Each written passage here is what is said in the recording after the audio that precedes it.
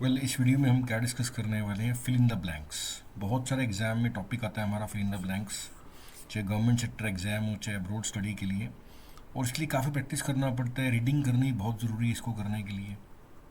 And grammar vocab के concept clear होने चाहिए, एंड आपकी प्रैक्टिस भी अच्छी होनी चाहिए, तब जाके ये मतलब कि आपको स्कोर देते टॉपिक। तो ये बिल्कुल इजी लेवल के फिल इन द ब्लैंक्स तैयार किए हैं हमने। से a day in the park, यानी कि पार्क में छोटा सा टॉपिक है, तो इसको देखते हैं कैसे आपने करना है। देखो, सबसे पहले तो आपको ना क्विक रीडिंग करनी चाहिए। इसके अंदर क्विक रीड करना होता है ताकि आपको ना एक आइडिया लग सके कि टॉपिक किसके बारे में है, जो फिल इन द ब्लैंक्स आपने करने हैं वो टॉपिक क्या है। सो इसके हम क्विक रीडिंग करते हैं।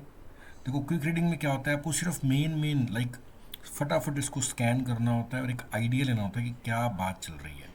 जैसे मैं इसको एक क्विक रीडिंग करके दिखाता हूँ। In a beautiful park children dash in the grass laughing playing, some children were kicking balls and others were playing near families वर।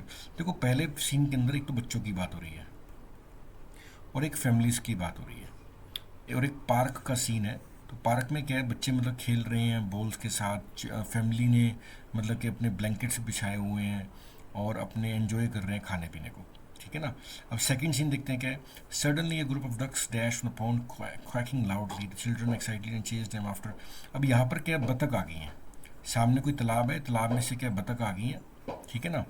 और जब बतख आई हैं तो मतलब कि इनको देखकर क्या है, बच्चों क्या कर रहे हैं, इनको देखकर खुश हो गए हैं। ये सेकंड सीन है।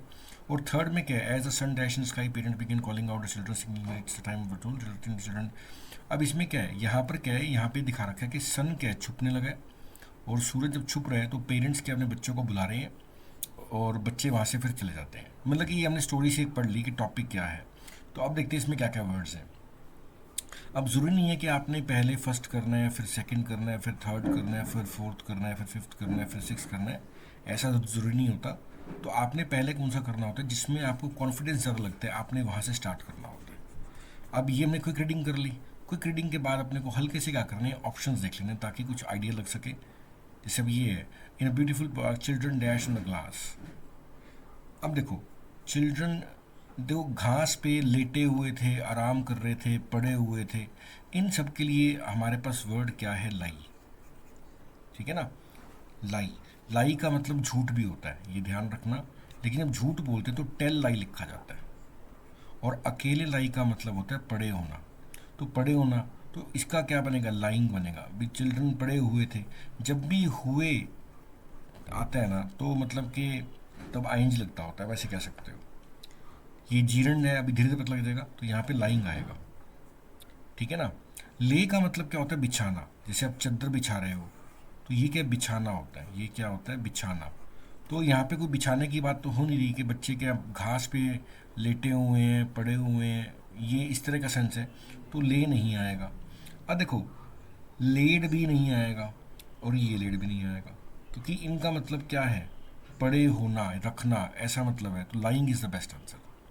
ठीक है ना। तो बच्चे यहाँ पर क्या कर रहे थे, घास पे पड़े हुए खेल रहे थे।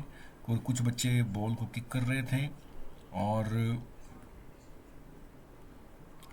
जो फैमिलीज थी उन्होंने ब्लैंकेट रखा और एंजॉय किया डिलीशियस फूड।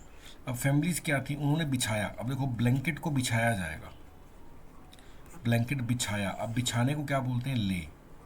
अब ले के फॉर्म्स क्या होते हैं, ले के फॉर्म्स होते हैं लेड और लेन। ठीक है ना। तो पहले दोनों ही आंसर बन सकते हैं, तो हम इसका आंसर लेड मार्क कर देते हैं। ठीक है ना। इन्होंने बिछाया, तो यहाँ पर क्या फैमिलीज ने, नहीं यहाँ पे बिछाया नहीं जाएगा, यहाँ पर आंसर आएगा लाइंग।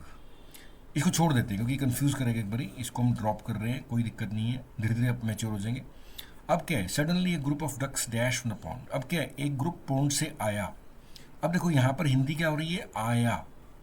ठीक है ना। मात्रा पेंड हो रहा है, काम खत्म हो गया, तो सेकंड फॉर्म लगनी चाहिए, तो फ्लू आएगा। अब फ्लो फ्लू फ्लोन होता है, फ्लो फ्लू फ्लोन। तो बहता हुआ एक आया, तो क्या आएगा, फ्लू। क्योंकि मात्रा पेंड हो रहा है, सेकंड फॉर्म लगनी चाहिए, सेकंड फॉर्म सिर्फ ए में ही है, तो ए इसका आंसर बनेगा। तो आया। Children dash excitedly and chase after them. अब बच्चे क्या मतलब उनको देखकर हंसने लगे, है ना। अब आप क्या बोलोगे, बच्चे उन्होंने